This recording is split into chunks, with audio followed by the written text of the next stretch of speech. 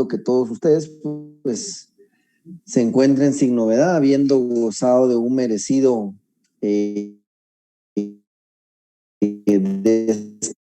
descanso. Buenas tardes a quienes pues me han mandado aquí un fraternal saludo: a Cindy, Josué, mi estimado Diego, bienvenido, Carla, Aura, Aldo, Martín,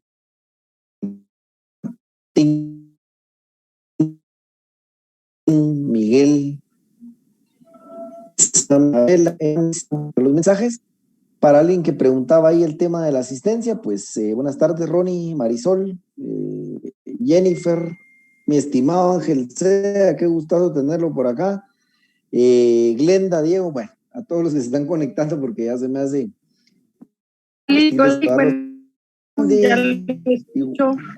Igualmente, mi estimada Wendy, gustos. Pues les comentaba que, bueno, esperando que estén bien, de regreso sin ninguna novedad. Yo quiero comentarles ahí rapidito, siempre un poquito consternado. La verdad que la pandemia se sigue llevando colegas, conocidos, amigos, papás de colegas. Entonces, creo que nunca está de más la reiteración de que por favor tengamos cuidado y pues tratemos de proteger a nuestras familias. Me comenta aquí Betsabe que se escucha como robot. ¿Todos se escuchan así o se escucha bien? Por favor, si me pueden... No, dice... ¿Se escucha muy bien, Lick? Se escucha claro, licenciado. Está bien, Lick. Gracias, David. José Luis. Muchas gracias, mis estimados. Bueno, les dejo ahí la recomendación. Como les digo, ya después de ver uno fallecer a tantos colegas y amigos, pues nunca está de más poderles dar una pequeña recomendación y desear que todo esté bien en sus respectivos hogares. Bueno. Licenciado, buenas tardes. Solo con una molestia. Sí, mi estimada. Tal vez subirle un poquito de volumen a su micrófono, porque sí se escucha, pero se escucha así como que lejitos. ¿Y ahí ya escucha un poco mejor? Fuerte y claro, licenciado. Sí. 1, 2, 3, probando, diga. 1, 2, 3, probando, Wendy, ¿me escuchas? Sí, escucho bien. Muy bien, ahora sí, mi Lick. Va, excelente, pues, mis estimados. Gracias, bueno, Lick. Vamos a... Miren, a pesar de que en esta primera clase... Esta reunión está siendo grabada. Voy a iniciar la grabación por aquello de que alguien pues no se pueda conectar, aunque tenemos 200 alumnos conectados, creo que es un muy buen número. El día de hoy, vean, antes de iniciar el desarrollo de nuestro programa, les comenté la vez anterior que afortunadamente es un programa para uno como profesor muy cómodo, porque realmente no es un programa muy extenso. Hay algunas nociones o consideraciones previas que me gustaría retomar. Hay un tema que ustedes ven, es de los primeros tal vez, o segundo tema que ven cuando inician el curso de Derecho Laboral Sustantivo, es decir, a inicios del año anterior, pero que siempre me gusta traer a colación, sobre todo cuando de alguna manera tenemos un poco de tiempo, porque es un tema que realmente, aunque se aborda en el primer derecho laboral, siempre lo tenemos que traer presente, pues son las bases fundamentales de todo el derecho laboral en general, ¿sí? Creo que tenemos la equivocación que en algún momento vamos separando los cursos, creemos que derecho sustantivo es un curso, derecho colectivo es otro, procesal sustantivo otro y procesal colectivo otro, así como lo tenemos en el programa. Sin embargo, nos vamos a ir dando cuenta que verdaderamente necesitamos tomar los insumos de cada uno de esos cursos, ¿sí? Y de alguna manera irlos integrando. Este curso de Derecho Procesal Colectivo básicamente se refiere a la manera o a aquellas rutas legales que la ley nos establece por medio de del cual los trabajadores organizados en las dos formas que reconoce la ley, sea por medio de un sindicato o sea por medio de un grupo coaligado, van a buscar por medio de la negociación con el patrono la mejora de los derechos del trabajo, ¿sí? Esto es, digamos, el objetivo del derecho procesal colectivo. Cómo los trabajadores, a través de las organizaciones que legalmente se reconocen, buscan a través de una negociación, ¿sí? Que tiene sus diferentes etapas que vamos a conocer en el proceso, busca la mejora de los derechos que le aplican a cada uno individualmente dentro de la relación de trabajo.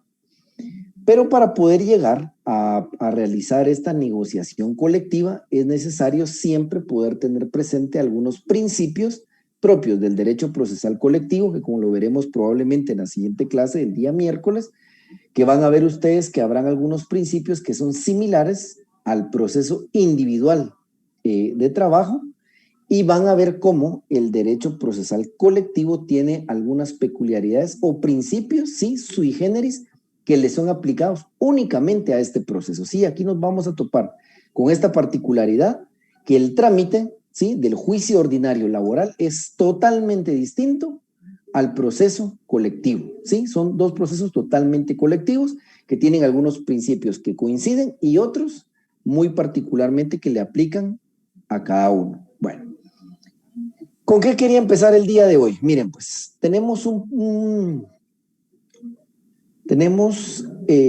algunos principios, ¿sí? Que nos van a ayudar muchísimo, perdón, para poder poner en orden, ¿sí? Las pretensiones que en algún momento vamos a hacer llegar al patrono. Bueno, ¿qué son los principios? Como ustedes recordarán cuando vieron algunas otras clases de derecho, se recordarán que los principios son aquellas bases fundamentales que inspiran, que sustentan, que detienen o que fundamentan a toda una rama del derecho del trabajo, de toda una rama del derecho. En este caso, vamos a dar una breve recopilación de los principios que inspiran al derecho del trabajo en general. Por eso les decía, aunque esto lo ven en una de las primeras clases de derecho sustantivo individual, tenemos que tener presente que estos principios son los que rigen para todo el derecho del trabajo, sea individual, sea colectivo, sea sustantivo o sea procesal. Entonces, vamos a dar, como decimos en buen chapín y en la buena jerga popular, el día de hoy un pincelazo, porque estos son temas que ustedes ya han visto a profundidad, porque me interesa que los tengan presentes, reitero, porque esto en gran medida es la base para las negociaciones que se hagan con el patrono. Bueno, ¿cuál es el primer principio? ¿Sí? Vamos, si tienen su código a la mano, por favor, vamos al cuarto considerando del código. No vamos a trabajar, como les platiqué la vez anterior, en esta oportunidad no les voy a hacer mayor referencia de artículos, subrayado, algunos títulos, porque esto ustedes ya lo vieron. Este es solo un breve repaso que nos va a servir de introducción previo a entrar al contenido de nuestro curso. Entonces, vamos al considerando cuarto de su código de trabajo y nos vamos a encontrar aquí a los principios legales que inspiran al derecho de trabajo guatemalteco. En la literal A vamos a encontrar nuestro primer principio, que es el principio tutelar de los trabajadores, ¿sí? Principio tutelar de los trabajadores. Bueno, ¿y qué nos establece este principio? El derecho de trabajo es un derecho tutelar de los trabajadores, puesto que trata de compensar la desigualdad económica de estos, otorgándoles una protección jurídica preferente. ¿A qué se refiere este principio? Este principio se refiere a que la ley sabiamente considera que el patrono frente al trabajador en una relación tiene una superioridad de índole económico, de índole educativo, de índole cultural, etc. ¿A qué nos refiere este principio entonces? En que la ley prevé, ¿sí?, que esta protección que le va a dar al trabajador en diversas normas, lo que va a hacer es equilibrar esa desigualdad y poner en las mismas condiciones, ¿sí?, sean procesales, sean dentro de la misma relación de trabajo, al patrono y al trabajador. Hay algunas críticas a este principio que establece que al darle ciertas ventajas la ley al trabajador, violenta precisamente ese derecho de igualdad, lo que está plenamente identificado por los estudiosos del derecho del trabajo, y en este caso el legislador así lo estableció también, que de ninguna manera, que esta protección o que esta preferencia al trabajador en la aplicación de algunas normas lo que hace simplemente es igualar, ¿sí? Igualar. Y vamos a ver rapidito algunos ejemplos. Por ejemplo, vámonos al artículo 30 del código. Una duda, pues me cuentan, pero reitero que este tema pues va a ser Un breve repaso, vámonos al artículo 30. Artículo 30, veamos este ejemplo. Dice, la prueba plena del contrato escrito solo puede hacerse con el documento respectivo. La falta de este o la omisión de alguno de sus requisitos se debe imputar siempre al patrono y si a requerimiento de las autoridades de trabajo no lo exhibe, deben presumirse, salvo prueba en contraria, ciertas las estipulaciones de trabajo afirmadas por el trabajador. Vean, cuando se inicia una relación de trabajo, todos nosotros que hemos sido trabajadores, nos encontramos con que, bueno, recordemos que la relación de trabajo se perfecciona con el inicio de los servicios, ¿sí? No necesitamos forzosamente firmar el contrato por escrito, sino que con la prestación del servicio, yo me presento a trabajar el día lunes a las 7:30, me asignan mi escritorio, mi computadora, me dan el trabajo, yo empiezo a desempeñarlo, ahí ya inició la relación de trabajo. Suele pasar en muchos lugares que los patronos no cumplen con el requisito que establece la ley de suscribir un contrato de trabajo, mucho menos enviarlo en tiempo a la Inspección General de Trabajo. Bueno, aquí la ley prevé que ante una situación de esta naturaleza, el patrono no pueda esconderse bajo el abrigo de decir que las condiciones pactadas en el contrato no fueron como las establece el trabajador, digamos, en un juicio ordinario en el que esté reclamando indemnización, salarios no devengados, qué sé yo.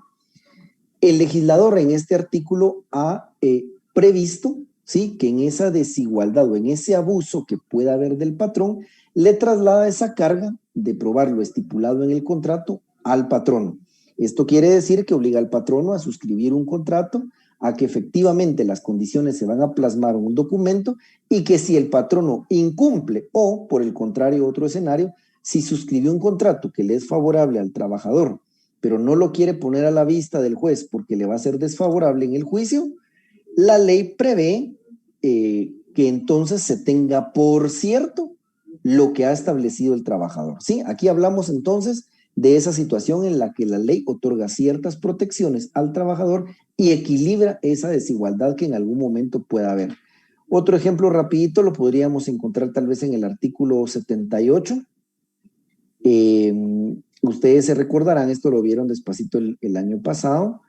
Hay una parte acá donde nos dice rapidito, la terminación del contrato de trabajo, conforme a una o varias de las causas enumeradas en el artículo anterior, surte efectos desde que el patrono le comunique por escrito al trabajador, indicándole la causa de despido y este cese efectivamente sus labores, pero el trabajador goza derecho de emplazar al patrono ante los tribunales de trabajo y previsión social antes de que transcurra el término de inscripción, con el objeto, ojo aquí, de que pruebe la justa causa en que se fundó el despido. Si el patrono no prueba dicha causa, debe pagar al trabajador, y ya nos habla aquí de indemnización y de daños y perjuicios. Aquí vemos cómo se materializa nuevamente el principio tutelar de los trabajadores, en virtud que el legislador considera nuevamente que en esa desigualdad que existe entre patrono y trabajador, sí, probablemente al ir a un, digamos, cuando vamos a un juicio, el patrono tiene la ventaja que se presume tiene una solvencia económica, puede contratar un abogado, puede dilatar el proceso, etcétera. Entonces, por eso el legislador prevé aquí darle lo que conocemos como la inversión de la carga de la prueba, y es el patrono el que está obligado a aprobar la causa del despido, ¿sí? Está obligado a aprobar la causa del despido y protege al trabajador que haya sido despedido injustificadamente, que en el sentido de que el patrono no pueda aprobar esa causa, entonces nos vamos a topar, ¿sí?, con que la ley suple esas falencias. A eso se refiere el derecho, el principio del derecho tutelar de los trabajadores. ¿Dudas o consultas acá? Como digo, lo voy a decir así un poquito a manera de resumen porque ustedes esto ya lo manejan. Solo me interesa que lo recordemos un poco. ¿Dudas o consultas hasta aquí, jóvenes? ¿Ninguna? Excelente. Oh, claro, Lick. Gracias. Excelente, sigamos pues. Bueno, segundo principio, constituye un mínimo de garantías sociales. El derecho de trabajo constituye un mínimo de garantías sociales protectoras del trabajador, irrenunciables únicamente para este y llamadas a desarrollarse posteriormente en forma dinámica en estricta conformidad con las posibilidades de cada empresa patronal, ojo aquí, mediante la contratación individual o colectiva y de manera muy especial por medio de los pactos colectivos de condiciones de trabajo.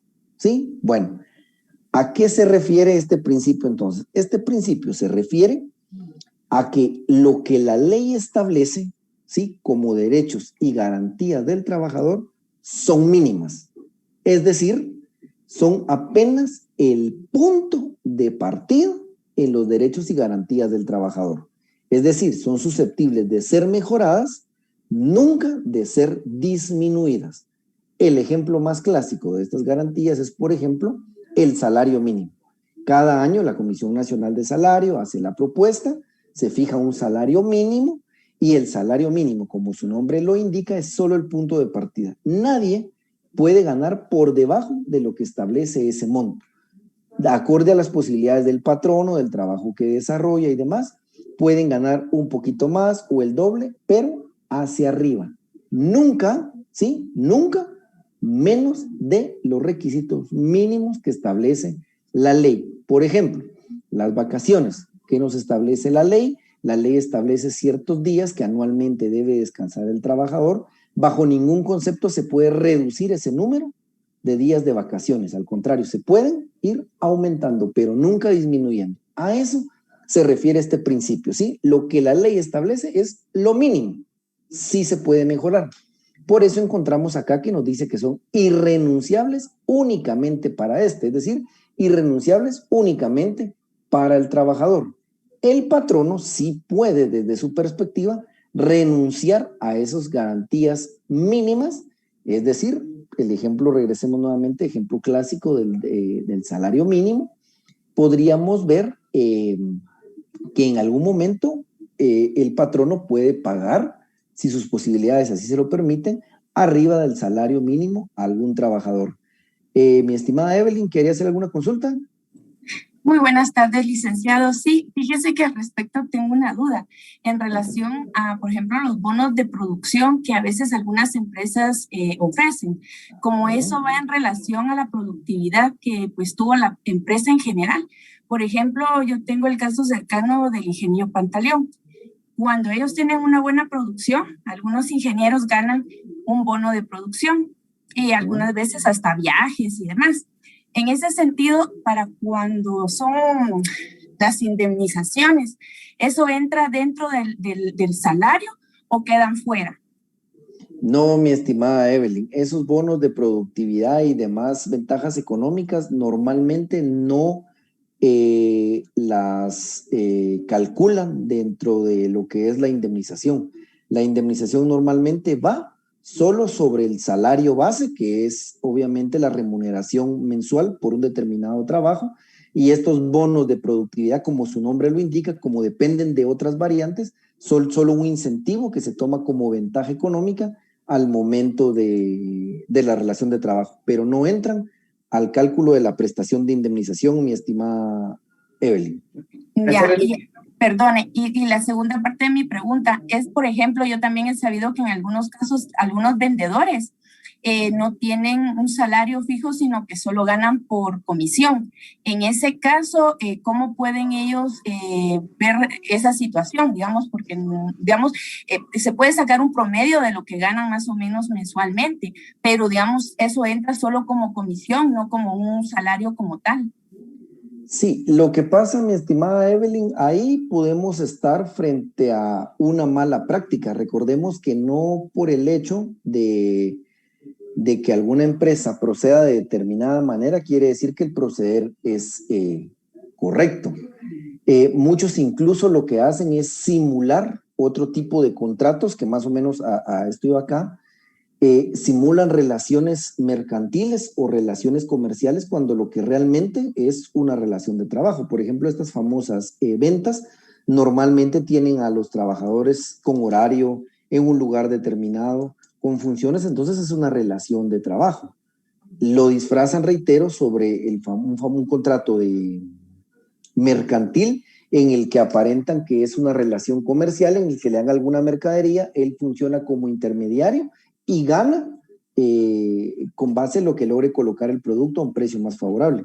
Pero aquí, obviamente, reitero, es solo una simulación de contrato, mi estimada Evelyn, y si se da esa situación, sí faculta al trabajador para en determinado momento poder demandar al patrón.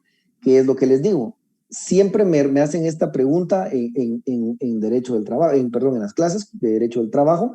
Alguien me dice, licenciado, pero si las garantías son mínimas, ¿por qué yo sí tengo un familiar, yo tengo un primo, o a mí, fíjese que sí me pagan abajo del salario mínimo? Bueno, es que en la práctica lo pueden hacer los patronos anómalamente, pero para eso se constituyen las garantías y para eso se prevén los procesos judiciales por medio del cual usted puede hacer el reclamo de sus derechos.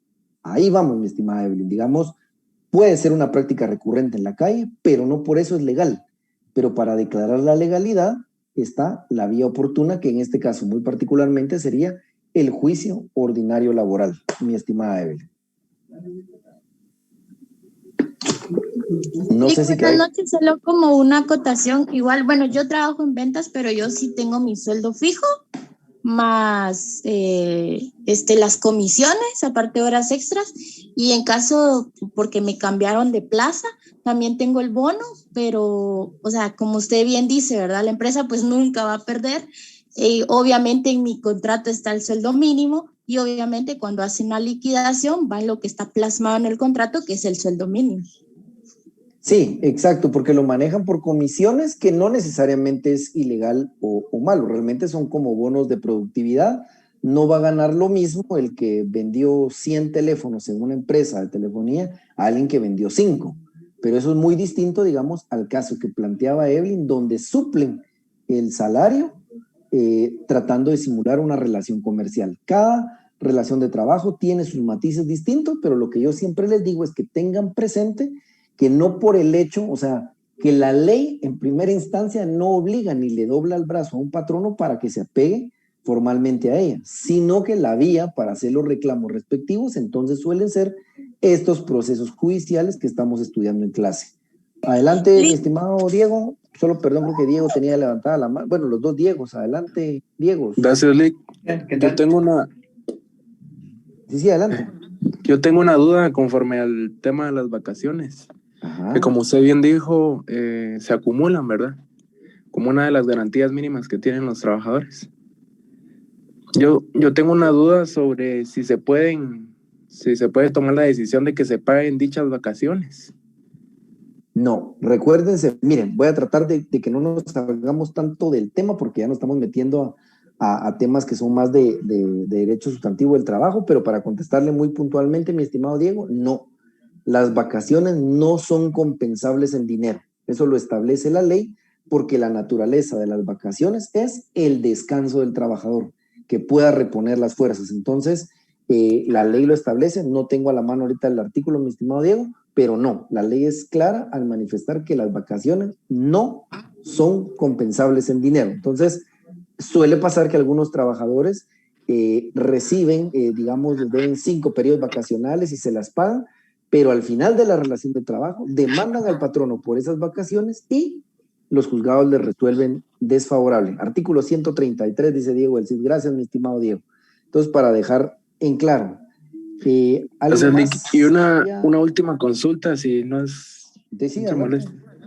Con el tema de las prestaciones, sobre los renglones presupuestarios, hay algunos que no gozan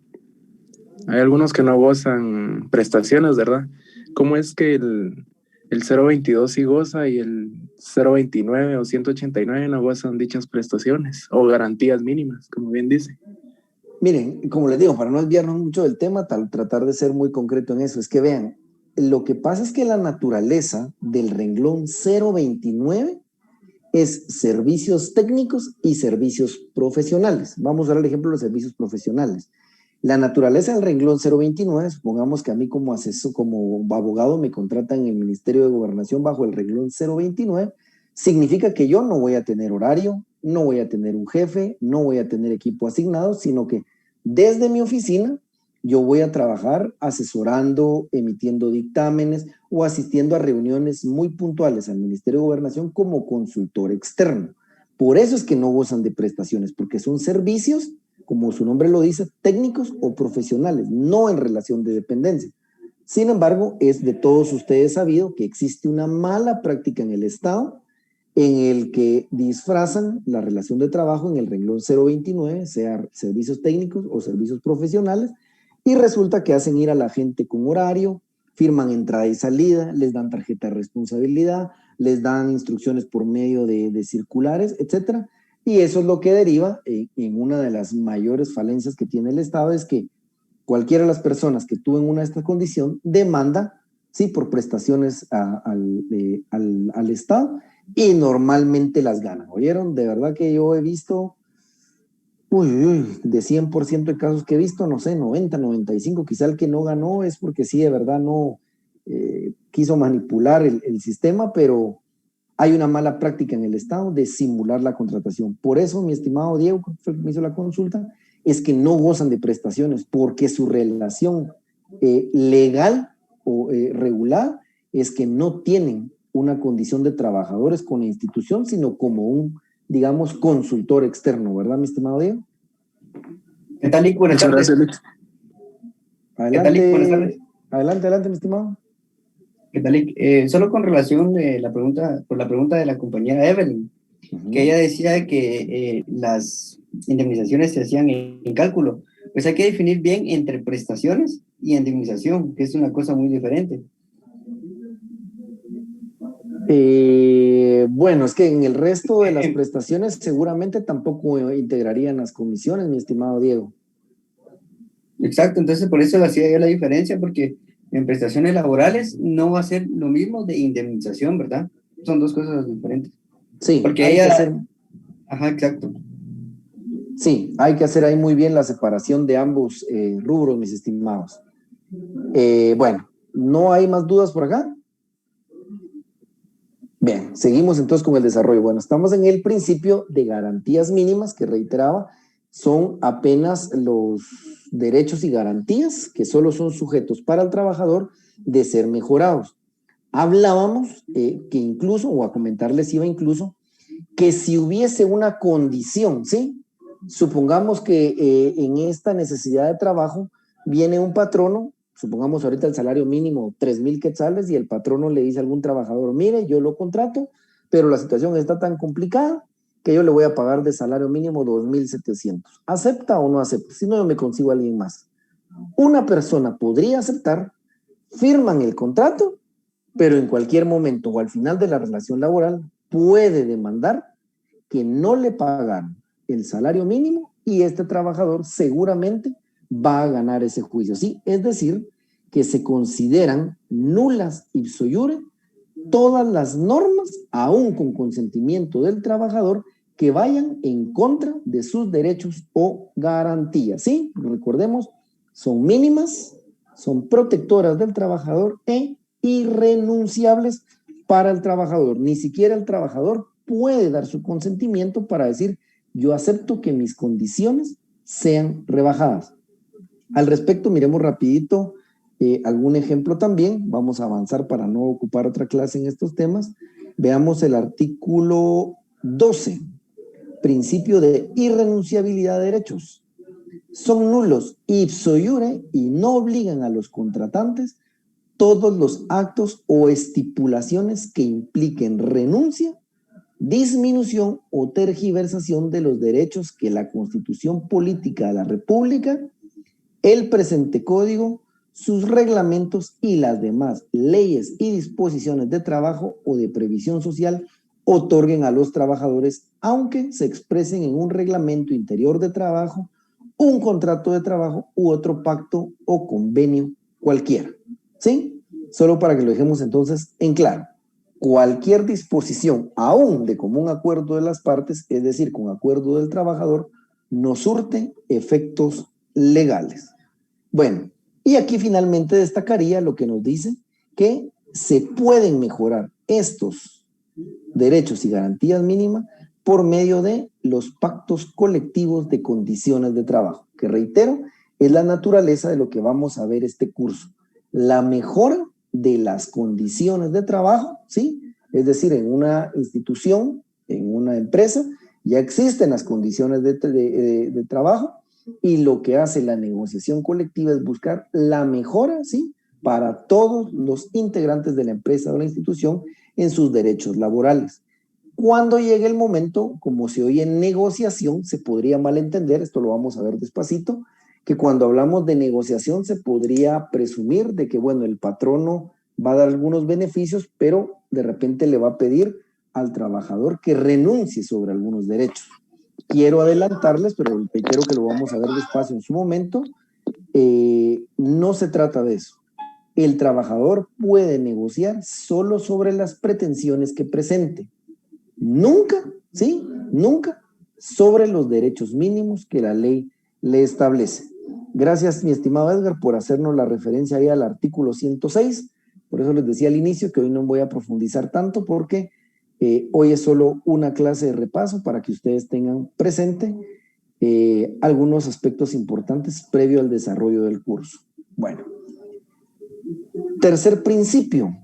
El derecho de trabajo es un derecho necesario e imperativo, o sea, de aplicación forzosa en cuanto a las prestaciones mínimas que conceda la ley, de donde se deduce que esta rama del derecho limita bastante el principio de la autonomía de la voluntad propia del derecho común, el cual supone erróneamente que las partes de todo contrato tienen un libre arbitrio absoluto para perfeccionar un convenio sin que su voluntad esté condicionada por diversos factores y desigualdades de orden económico-social.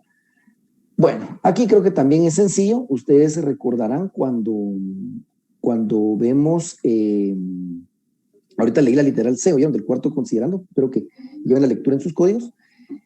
Aquí podemos ver rapidito para no ahondar mucho. Hacemos la comparación, lo que dice aquí el derecho común.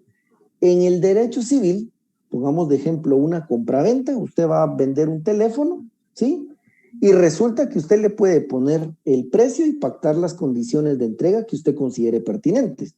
Puede ser que en el mercado un celular se cotice de determinada marca y determinado estilo, se cotice en 2,000 quetzales, pero como es de su propiedad, usted decida venderlo en 500 quetzales. Usted tiene el libre albedrío de decidir sobre sus bienes. Entonces usted decide venderlo en 500 quetzales, el comprador accede a pagarle los 500 quetzales, pero usted cuando hace el trato decide que, si bien es cierto, van a convenir el pago, la entrega del celular usted la va a hacer 2 días después de que haya descargado sus datos. Es decir, existe una libertad absoluta de poder pactar en las condiciones que las partes consideren, cosa que no sucede, ¿sí? Que no sucede en el derecho del trabajo.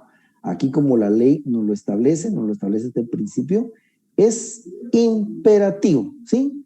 Es de forzoso cumplimiento. Es decir, el Estado regula las relaciones, el Estado impone las garantías y derechos mínimos y la voluntad de las partes no puede, bajo ninguna perspectiva, ir en contra de lo que la propia ley, ¿sí? El Estado a través de la ley ha establecido, ¿sí? Por eso decimos que es un derecho imperativo.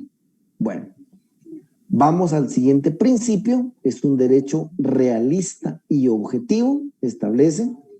El derecho de trabajo es un derecho realista y objetivo. Lo primero, porque estudia al individuo en su realidad social y considera que para resolver un caso determinado, a base de una bien entendida equidad, es indispensable enfocar ante todo la posición económica de las partes, y lo segundo, porque su tendencia es la de resolver los diversos problemas que con motivo de su aplicación surjan con criterio social y a base de hechos concretos y tangibles. Cuando nos habla que es un derecho realista y objetivo, se refiere a que, distinto a otras ramas del derecho, como el derecho civil, por ejemplo, que tiene sus sistemas de valoración de la prueba, el sistema de valoración de la prueba es rígido, ¿sí? El juez normalmente tiene ciertas pautas para calificar si una prueba es idónea y si un hecho está probado o no. Caso similar, el derecho penal, ¿sí? Que tienen que las pruebas ser concretas y contundentes para poder destruir la garantía constitucional de la presunción de inocencia. Aquí no. En el derecho de trabajo, como se recordarán ustedes que lo vieron el semestre pasado, cuando el juez hace la valoración de la prueba, utiliza un sistema que se llama, ¿recuerdan? Un sistema en conciencia. Sistema de valoración de la prueba en conciencia, ¿sí? Para ciertos medios probatorios. Que es decir, que el juez se va a basar en la realidad, en el contexto del sujeto, en su entorno social. Por ejemplo, les adelanto, cuando veamos cómo se conforman los tribunales de arbitraje, ¿sí? Y los tribunales de conciliación, se van a dar cuenta ustedes que uno de los requisitos es ser un trabajador no abogado, ¿sí? Lo vamos a ver despacito, no abogado. Y alguien podría pensar, bueno, como un tribunal que va a calificar, ¿sí? Un proceso judicial, el requisito es no ser abogado. Esto es porque con base a este principio que estamos analizando, no entramos a valorar solo temas jurídicos, sino, reitero, el entorno social del trabajador. Es por eso que estos tribunales los integran trabajadores que normalmente conocen de las necesidades de sus similares trabajadores, conocen de las necesidades de la realidad económica, de la realidad social, del conflicto en la relación de trabajo, etcétera. ¿Sí? A eso se refiere este principio de ser un realista y objetivo que se basa más bien en la equidad, ¿sí? Como lo establece aquí, una bien entendida equidad, que es uno de los criterios con los cuales tenemos que basarnos al motivo de las lagunas legales, que lo vamos a ver en la siguiente clase. Si hubiera aquí alguna duda, me van contando. Voy un poquito rapidito porque, reitero, es un repaso y el tiempo va apremiando. El quinto principio, estamos hablando aquí que el derecho de trabajo es una rama del derecho público porque al ocurrir su aplicación, el interés privado debe ceder ante el interés social o colectivo. Básicamente lo que hemos hablado en algunos otros principios anteriores, aquí se impone la voluntad del Estado, ¿sí? Se impone la voluntad del Estado en la que va a prevalecer es el derecho de la colectividad, es decir, el conglomerado de trabajadores, muy por encima del interés particular que pudieran tener patrono y trabajador en una relación de trabajo individual, ¿sí? Aquí se impone el Estado, reitero, como lo habíamos hablado en otros principios, y la naturaleza es pública, ¿sí? Creo que este principio no requiere mucha explicación. Este principio del derecho hondamente democrático es realmente un principio filosófico. Cuando se hace el código de trabajo, digamos, esta es una consideración, ¿sí? Más en torno a moral o a la ideología con la cual se realizó el código, que actualmente pues no tiene un sustento palpable en alguna norma jurídica. Si quieren, por la hora, denle ustedes una pequeña leída, o vamos a ver si quieren, demos una leída por si se surgiera alguna duda. Literal F, el derecho de trabajo es un derecho hondamente democrático, porque se orienta a obtener la dignificación económica y moral de los trabajadores que constituyen la mayoría de la población, realizando así una mayor armonía social, lo que no perjudica sino que favorece los intereses justos de los patronos, y porque el derecho de trabajo es el antecedente necesario para que impere una efectiva libertad de contratación que muy pocas veces se ha contemplado en Guatemala, puesto que al limitar la libertad de contratación puramente jurídica que descansa en el falso supuesto de su conciencia con la libertad económica, impulsa al país fuera de los rubros legales, individualistas que solo en teoría postulan la libertad, la igualdad y la fraternidad. Miren, les decía que este solo es un principio filosófico, porque si ustedes se dan cuenta es más o menos una idea en la que el legislador en aquel momento se inspiró para proponer este código. Les comento rapidito, sé que ustedes ya lo vieron. Este código está por cumplir 60 años, increíblemente 60 años de nuestro código de trabajo.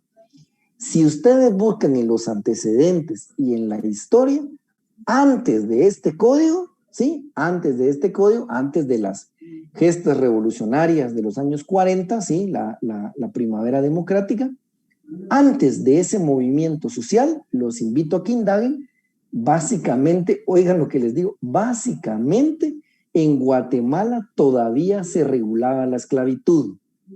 Por increíble que parezca, cuando el mundo ya había explotado la revolución industrial, cuando habían pasado la segunda etapa o estaban en su apogeo la revolución industrial y estaban alcanzando grandes logros en materia de industria, comercio y demás, previo a este código, les estoy hablando de los años 1940, que pareciera que son muchos años, pero cuando lo comparan con las potencias mundiales que ya tenían un nivel de desarrollo increíble, en Guatemala básicamente todavía estaba regulada la esclavitud a través de la ley de trabajo forzoso. No voy a indagar ahí porque eso no es materia de nuestro curso, pero se los dejo como dato y por eso aquí vemos que dice que impere una efectiva libertad de contratación que muy pocas veces se ha contemplado en Guatemala. Antes de esto, reitero, básicamente a través de la ley de trabajos forzosos vivíamos en una todavía formas de esclavitud. Dice Miguel Ángel Castillo, interesante dato. Ahí se los dejo para su análisis. Reitero, no podemos indagar en ese tema o profundizar en ese tema en esta clase. Y el último considerando es, esto aquí nos vamos al sexto considerando, por favor, el último principio, sexto considerando, esencialmente conciliatorio. Dice que las normas del Código de Trabajo deben inspirarse en el principio de ser esencialmente conciliatorias entre el capital y el trabajo y atender a todos los factores económicos y sociales pertinentes. Es decir, debe haber una armonía, ¿sí? Debe haber una armonía entre el capital que tiene el patrono y las necesidades sociales que tiene el trabajador. Vamos a ver, les reitero, estos principios que hoy vimos, reitero, coloquialmente con un pincelazo, porque creo que cuando lo vieron en su curso respectivo hace año y medio, solo este curso les debió haber llevado 2 clases tal vez, y un poquito más extensas que esta. Vamos a ver qué es la base que nos sirve para cuando vayamos propiamente al proceso de negociación que se ve en este curso. Nos encontramos en el desarrollo de la negociación colectiva que muchas veces hay una, digamos, insistencia injustificada del trabajador en cuanto a querer obtener ciertos beneficios, ¿sí? Ustedes verán, lo vamos a platicar un poco en el desarrollo del curso, que muchas veces los sindicatos son intransigentes, sería la palabra, al momento de hacer las solicitudes de mejoras de las condiciones. Lo digo porque, por ejemplo, vean aquí en el segundo considerando, nos dice, rapidito, constituye un mínimo de garantías sociales protectoras del trabajador, irrenunciables únicamente para estas y llamadas a desarrollarse, es decir, a mejorarse posteriormente en forma dinámica, en estricta conformidad, ojo aquí, en estricta conformidad con las posibilidades de cada empresa, ¿sí? Es decir, vamos a ver que existe un abuso muchas veces de algunos grupos organizados de trabajadores de querer forzosamente que el trabajador cumpla con ciertas condiciones que realmente no está dentro de sus posibilidades. ¿En qué deriva? ¿En qué deriva? ¿Sí? ¿En qué deriva? En que no haya un acuerdo entre las partes. Vamos a ver en el proceso que existe una fase conciliatoria extrajudicial en el que las partes pueden arribar a acuerdos y que de no haber un acuerdo entre las partes terminamos en una fase judicial frente a un tribunal de conciliación, ¿sí? ¿Pero en qué deriva esto? lo vamos a ver, reitero, despacito para que no se me aturtan ahorita, puede derivar que si se demuestra, ¿sí?, que el patrono tenía la razón y no quería ceder a ciertas pretensiones de los grupos organizados de trabajadores, ¿sí?, el trabajador puede salir, digamos, de alguna manera sancionado o castigado con días de trabajo o en algunos casos hasta con el despido. Entonces, reitero, era importante hoy ver los principios porque, por favor, como ustedes ya los vieron, les van a dar una nueva leída, van a ver sus anotaciones y los van a tener presentes para que cuando ya entremos propiamente al programa, materia de este curso, ustedes puedan ir aplicando estos principios o entiendan el porqué de algunas normas. Hoy sí consideré importante que por lo menos lo refrescáramos brevemente, ¿sí?, antes de entrar al programa como tal. ¿Dudas o consultas, mis estimados jóvenes? Ninguna, ¿verdad? Este tema ya lo habían visto, ya lo manejan. ¿No hay ninguna duda? Solo que no apunté, Lick. No, Lick. ¿Qué no apuntó, mi estimadísimo? Nada. Pero eso está en los considerandos de su código. No, sí. Todo se va quedando en la mente. Como usted dice, revisen sus apuntes, no apunté, Lick. Bueno, pero está sencillo porque si usted lee sus considerandos, para mí están explícitos y espero que les haya servido un poquito la explicación que se le agregó y el siguiente día clase, el día miércoles, ya entramos propiamente al programa. Entonces, si no hubiera ya ninguna duda, estimados jóvenes, la recomendación sería únicamente que puedan siempre darle una leída nuevamente a estos principios, reitero, porque ya el siguiente día de clases vamos entrando propiamente a los principios, definiciones y demás generalidades del proceso colectivo de trabajo. Así que buen descanso entonces, buenos 10 minutos de descanso, éxitos. Gracias, en la segunda hora y nos miramos el día miércoles, primero Dios. Gracias, Lick. Feliz noche, gracias. Gracias, licenciado. Bien, gracias. Gracias, licenciado.